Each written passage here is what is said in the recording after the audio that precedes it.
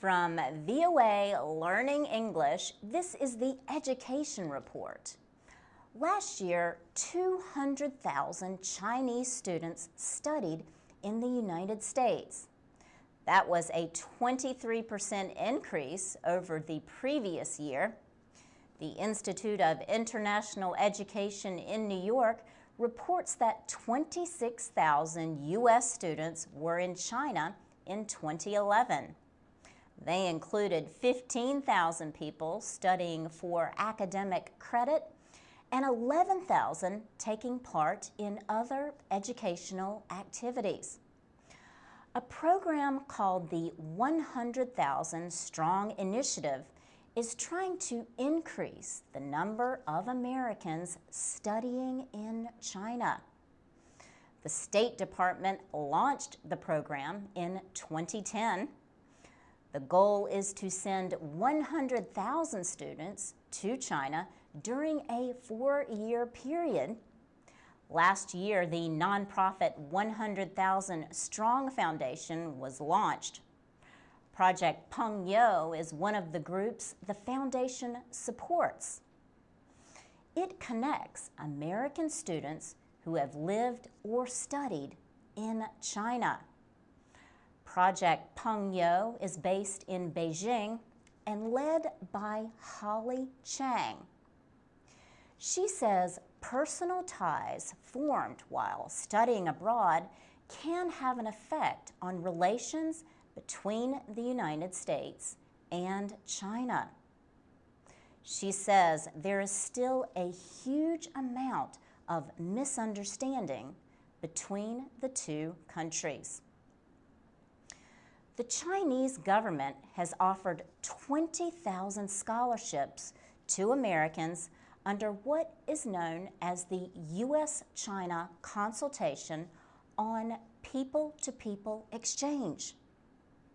The 100,000 Strong Foundation has no official relationship with the Chinese government, but the foundation says it works closely with Chinese government officials to encourage more Americans to seek these Chinese scholarships. The goal is to give more Americans a chance to get a taste of Chinese culture. For VOA Learning English, I'm Laurel Bowman. I'm Alex Villarreal with the VOA Special English Education Report. Americans talk a lot about illegal immigration, but not as much about legal immigration.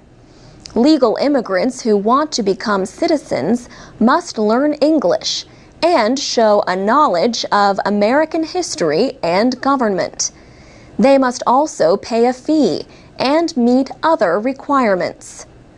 Immigrants may take citizenship classes to help them prepare for the naturalization test.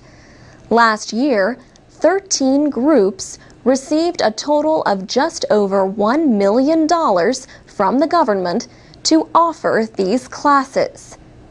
This year, that support has grown to almost $8 million. The money is going to 75 organizations across the country. Now, many classes are being offered free of charge through a program supported by United States Citizenship and Immigration Services.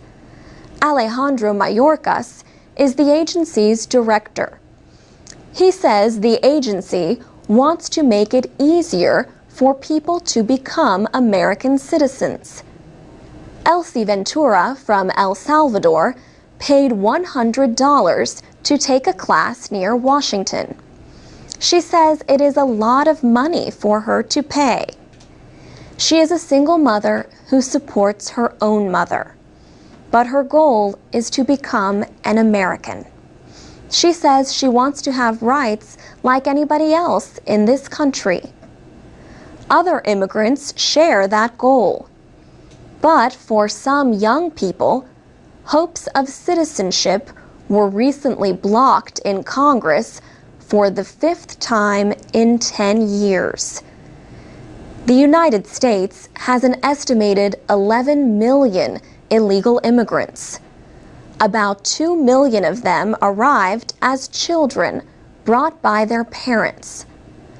A measure known as the DREAM Act would put these children of undocumented immigrants on a path towards citizenship instead of possible expulsion. In return, they would have to show good moral character and graduate from high school. They would also have to complete 2 years of college or serve in the military. DREAM is short for Development, Relief, and Education for Alien Minors. Some conservatives say it could increase illegal border crossings at a time when many Americans want stronger controls. But the idea gained support among conservatives and liberals, the military, and education leaders. Still, the measure died in September in the Senate, where it was tied to a bill to let homosexuals serve openly in the military. Political observers do not expect Congress to consider the DREAM Act again before congressional elections in November. But they do expect supporters to keep trying in the future. For VOA Special English, I'm Alex Villarreal. This is the VOA Special English Education Report. In the American state of Massachusetts, some teenagers who break the law are sentenced to Shakespeare. 12 young actors rehearsed the opening of Henry V. They started meeting in May.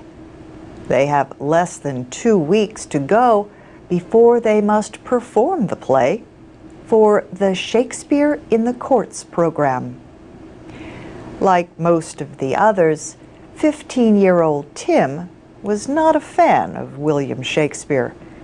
He is here for a violent crime, assault and battery. He says, "The judge sentenced me here, so my first thoughts were, Shakespeare is not my thing. I'd rather not. It's a lot easier than picking up trash, so I gave it a try." And he discovered there is a lot to like about the English writer who died in 1616. The young actors return the trust and respect that director Kevin Coleman shows them. They clearly enjoy working with him and with Shakespeare. Mr. Coleman says, if you present it to them in a way that engages their imagination, that engages their playfulness, that engages their willingness, they really come alive. Kevin Coleman is education director for Shakespeare and Company, a theater group in Lenox, Massachusetts. Many years ago, the principal of the local high school came to him to develop a theater program for the school. That principal, Paul Paracci, later became a juvenile court judge for Berkshire County. He wanted to copy the program to help the teens in court develop self-esteem and communication skills and better control their anger. More than 200 kids have been sentenced to Shakespeare. The program is 10 years old, and it has received a lot of recognition, including an award in 2006 from the White House. Paul Paracci left the court last year at 70, the age when judges in Massachusetts must retire. But Shakespeare in the Courts is still going strong under the direction of Kevin Coleman. He says we're not there to fix them. It's not about fixing them. Will they get into trouble after they have done this program? Sure, because they are adolescents. Will they get into as much trouble? No. 15-year-old Tim already sees a change in himself. He says he has more patience to get through long scenes. Paul Parachi says all the hard work is clear in the final performance. And that's the VOA Special English Education Report. You can watch a video of this report at voaspecialenglish.com. This is the VOA Special English Education Report. President Obama wants the United States to have the world's highest rate of college graduates.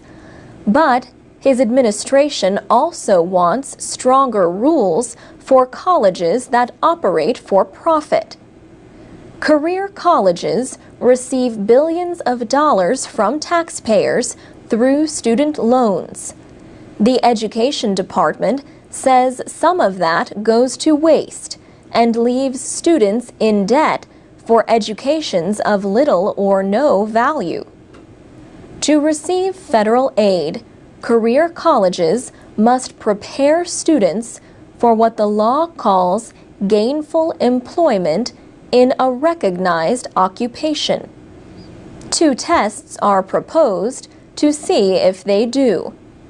One would measure the relationship between debt loads and how much students earn after they complete a program. The other would measure the rate at which all students repay their loans, whether they complete the program or not. Programs that fail these tests could be restricted or blocked from federal student aid. The Education Department says for-profit colleges and training programs are important. In 2008, they had close to 2 million students, nearly 3 times more than in 2000. Last year, the 5 largest received more than 3/4 of their money from federal student aid.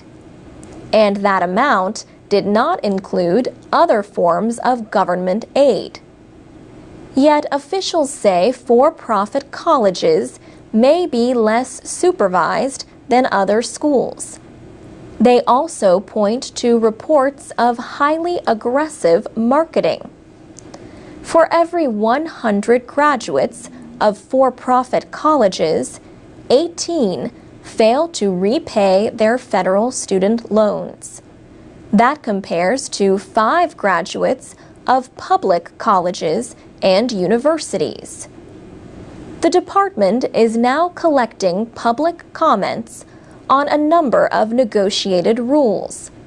Some would require career colleges to release their graduation and job placement rates. The goal is to publish a final rule by November. The Career College Association called the debt-to-earnings proposal unwise, unnecessary, unproven, and unlawful. The group says it has found that students in higher-priced programs are more likely, not less likely, to repay their students' loans. It says the move could end programs serving 300,000 students. Female and minority students would face the most harm, it says, as they are more likely to attend career colleges. The association also points to shrinking budgets for community colleges. Its president, Harris Miller, says students need more information, not fewer choices. And that's the VOA Special English Education Report. From VOA Learning English, this is the Education Report in special English. Children starting school in Georgia this year have another reason to be excited. They are receiving computers they can take home with them.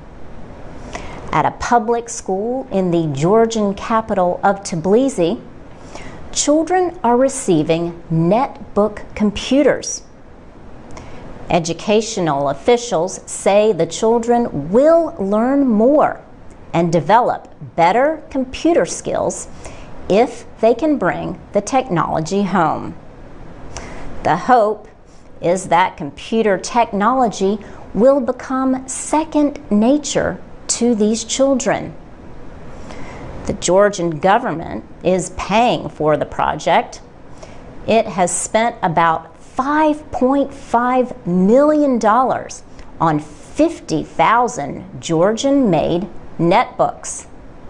The computers are being made in an algorithm computer factory based in the capital. But the netbook computers are only part of the education upgrade. Georgia is also offering what it calls future classes. They have been opened in 80 schools around the country. These classes are fully equipped with modern technology. There are no pens, pencils, or notebooks. Future classes use interactive smartboards and monitors instead. So students learn and study using this up-to-date technology. Students also can study the electronic version of past lessons without going back through stacks of papers. All future classes are connected to each other digitally, so students can compare work and chat about the subjects they study. The Deputy Minister for Education says the netbooks are not meant to replace school books. She says they just want to give children an up-to-date and relevant education. And she adds that schools need to prepare children for modern-day challenges by exposing them to modern-day technologies. For VOA Learning English, I'm Laurel Bowman. This is the VOA Special English Education Report. About 10% of spending on primary and secondary education in the United States comes from the federal government. For 10 years now, federal law has tied this spending to student performance. States have been required to show progress through yearly testing. But states say testing tells only part of the story about efforts by schools and students to improve. So the Obama administration has eased the limits on states in measuring performance. The western state of Colorado, for example, has a new assessment method. This new measurement tool is called the Colorado Growth Model. The idea is to show academic growth, just not achievement on tests. It combines test scores, family income levels, school size, the ethnicity of the student, and many other factors. Bill Bonk is one of the creators of the Colorado Growth Model. He says, "It's a very fancy calculation. We're very proud of it." The results from schools across the state are shown online on a graph. The graph shows a school's average score on standardized tests as well as its academic growth. Josh Smith is a principal of a middle school in a network of public charter schools called West Denver Prep. Charter schools are publicly funded but not operated the same as traditional public schools. Mr. Smith says he likes to show his students this graph so they can see their school's progress. Many of his students have parents who do not speak English. He likes to play word games with his students to help them expand their vocabulary. 8th grader Juan Soltero says names like these and studying hard have raised his expectations for himself. He says he wants to be an electrical engineer. The teachers really want you to learn, he says. They give you support and talk you through things. On average, students enter 6th grade at West Denver Prep performing below grade level. But 3 years later, most are outperforming other students across the state. The new assessment method shows that each year, the average West Denver Prep student learns more math than 94% of all the students in Colorado. Reading and writing scores also show growth. Josh Smith says the students have to study hard to meet high expectations. But he says perhaps the most important thing they should learn is to believe in themselves. You can watch a video about West Denver Prep and the Colorado Growth Model at voaspecialenglish.com. For VOA Special English, I'm Carolyn Presutti.